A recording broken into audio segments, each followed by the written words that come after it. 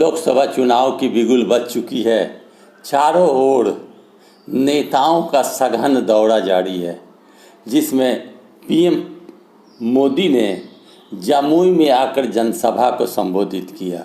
जमुई में चिराग पासवान के बहनोई प्रत्याशी हैं, तो जमुई से पीएम मोदी ने चुनाव प्रचार प्रारंभ किया और पूरे बिहार के अंदर इस बात की चर्चा है कि क्या पिछले दफ़े के तरह एनडीए अपना परफॉर्मेंस कर पाएगी या लालू प्रसाद यादव और इंडिया गठबंधन से एनडीए पछाड़ खाएगी। तो इसी सिलसिले में मैं आज आपको मुंगेर लोकसभा क्षेत्र, जिस क्षेत्र में ललन सिंह की पहुंच है और ललन सिंह जीतते हैं। पिछले दफ़े चुनाव में ललन सिंह जो जदयू के राष्ट्रीय अध्यक्ष थे, वर्तमान में जदयू के बड़े नेता हैं। ललन सिंह का चुनावी क्षेत्र मुंगेर लोकसभा, जहां से अनंत सिंह की पत्नी नीलम देवी ने चुनाव लड़ा, जबकि नीलम देवी अनंत सिंह की पत्नी बाहुबली परिवार, लेकिन अनंत सिंह की पत्नी नीलम देवी ने नहीं पछाड़ सका ललन सिंह को। लेकिन इस दफ़े की प्रत्याशियों का चयन अलग हट के है। अशोक महतो जो बाहुबली हैं, पिछड़ों के मसीहा कहे जाते हैं, पिछड़ों की आवाज़ बुलंद करने वाले एक बाहुबली नेता हैं। अशोक महतो जो लंबे समय से जेल में थे, जेल से छूटने के बाद उन्होंने शादी करी और अशोक महतो की पत्नी अनीता देवी इस बार राजद की ओर से प्रत्याशी है। अब मैं आपको बता दूं कि अशोक महतो बाहुबली हैं और गरीबों के मसीहा कहे जाते हैं। लखीसराय में उनका घर होने की बात कही जा रही है। अशोक महतो का प्रभाव पिछड़ों और दलितों में बहुत ज़्यादा होने की बात कही जाती है। अशोक महतो ने सब दिन पिछड़ों के लिए लड़ाई लड़ी और कई मुकदमे हुए, कई बार जेल गए, जेल ब्रेक का भी मामला उन पर बना और 17 साल जेल काटने के बाद वो बाहर आए। अशोक महतो की पत्नी अनीता देवी इस बार चुनावी मैदान में है। क्या अशोक महतो की पत्नी अनीता देवी ललन सिंह को पछाड़ पाएगी? यह प्रश्न है। लेकिन जो जातीय समीकरण मुंगेर लोकसभा क्षेत्र का है, उस जातीय समीकरण के आधार पर आप कह सकते हैं कि कहीं न कहीं उलटफेर होने की संभावना है। मुंगेर लोकसभा में बाढ़ मोकामा भी आता है, जहां भूमिहारों की आबादी है, लखीसराय। तो आप कह सकते हैं कि भूमिहारों की आबादी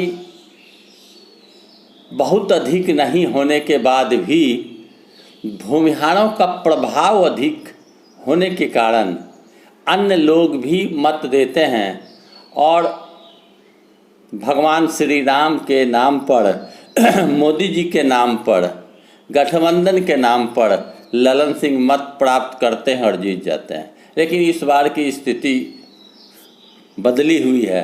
अति पिछड़ों, कोई कहते हैं अशोक महतो धानुक हैं, कोई कहते हैं कुर्मी हैं, लेकिन जो भी हो, धानुक हो, कुर्मी हो, जो भी हो, लेकिन पिछड़े जाति से आते हैं। अशोक महतो की पत्नी ने नामांकन किया, प्रत्याशी अशोक महतो के पत्नी प्रत्याशी है और अशोक महतो के चुनावी मैदान में कूदते ही ललन सिंह के हाथ पांव फूलते नजर आ रहे हैं। कहा जाता है कि ललन सिंह के लिए इस बार का चुनाव मुश्किल है। अगर जातीय समीकरण की बात करी जाए तो यादव 3 लाख, भूमिहार 2.25 लाख, मुसलमान 2-2.5 लाख,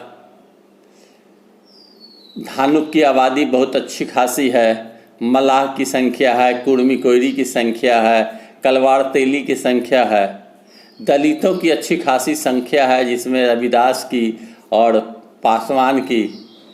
तो जातीय समीकरण के आधार पर अगर आप जोड़ते हैं तो यादव, मुसलमान और धानुक, कुर्मी, कोयरी का मत को अगर एक तरफ जोड़ दिया जाए तो अनीता देवी जीतती हुई नज़र आ रही है।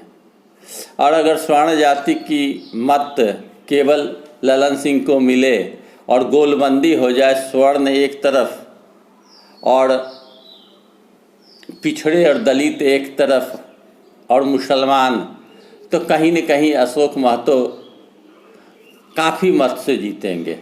प्रचार प्रसार तो यह कहता है कि अशोक महतो की पत्नी अनीता देवी 3 लाख मत से जीतेगी, लेकिन जीत हार का फैसला मतदान के बाद मतगणना में होगी, जो 4 जून को होनी है। मतगणना में स्पष्ट होगा कौन किस सीट से जीत रहा है, लेकिन जो लोगों की रुझान है, जो लोगों के द्वारा प्रचारित होता है, जो नेताओं के बीच में बातें चलती है, उस बात को मैं आप तक पहुंचाता हूं। यादव और मुसलमान का मत इंडिया गठबंधन को मिलना तय है, तो दोनों की मत अगर मिल जाए तो 5 लाख। चूँकि वो पिछड़े जाति के धानुक या कुर्मी जाति से आते हैं तो वो मत भी मिलना तय है। तो बहरहाल जोड़ कर अगर देखा जाए तो अच्छी खासी मत मिलनी तय है। 18 साढ़े 18 लाख मतदाता हैं, जिसमें स्वर्ण जाति को छांट दें तो आधा से अधिक मतदाता पिछड़े, दलित, अल्पसंख्यक बताए जाते हैं। तो इस परिस्थिति में क्या अशोक महतो बाजी मारते हैं या ललन सिंह बाजी मारते हैं, यह वक्त रहते ही पता चल पाएगा। ललन सिंह सांसद हैं, ललन सिंह से अनंत सिंह की पत्नी नहीं टकरा सकी, अनंत सिंह को जेल जाना पड़ा, कई तरह की बातें सामने आई। लेकिन इस बार के चुनाव में पूरे बिहार की दशा और दिशा बदलती हुई नज़र आ रही है। पूरे बिहार में इस बार के चुनाव में नए परिवर्तन किए गए हैं, नए नए प्रयोग किए गए हैं राजद की द्वारा और महागठबंधन के घटक दलों के द्वारा। इस समीकरण में क्या ललन सिंह फिट बैठेंगे या ललन सिंह को मुंह की खानी होगी, यह वक्त रहते ही पता चल पाएगा। वीडियो आप देख रहे हैं, लाइक करें। मेरे चैनल खबर बिहार 24 को अवश्य सब्सक्राइब करें और शेयर करें। वीडियो को कमेंट बॉक्स में जाकर अवश्य लिखें। धन्यवाद।